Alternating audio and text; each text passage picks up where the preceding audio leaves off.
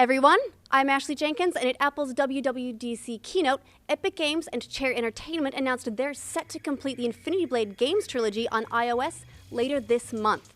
The Infinity Blade series has thus far been an incredible success, having sold more than 11 million copies across the two existing installments for a total of over $60 million.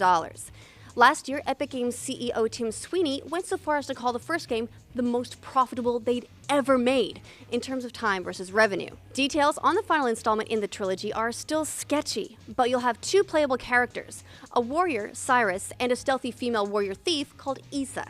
A dragon will serve as a persistent antagonist throughout the game.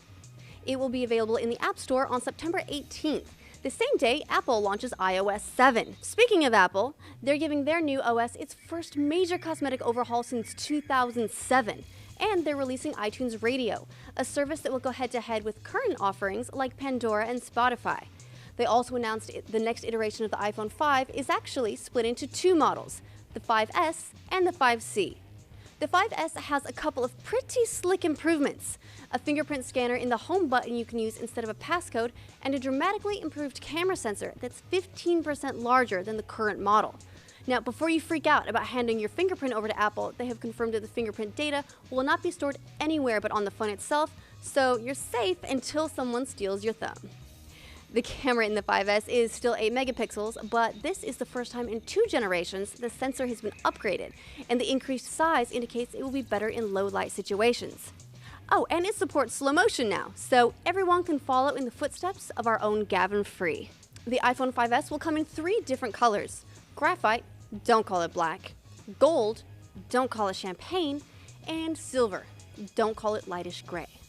In the color department, the newly announced iPhone 5C wins hands down.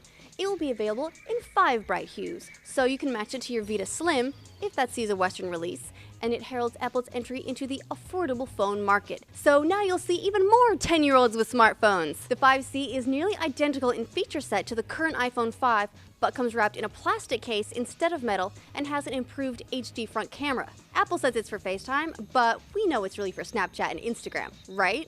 Are you excited for Infinity Blade? How about for the new phones that we totally didn't see coming? Shout out in the comments below. If you enjoy Rooster Teeth bringing you the news, click like and consider subscribing if you're new around here. And make sure you check out roosterteeth.com for more of our content, like the podcast, where Bernie saw this coming back in 2011.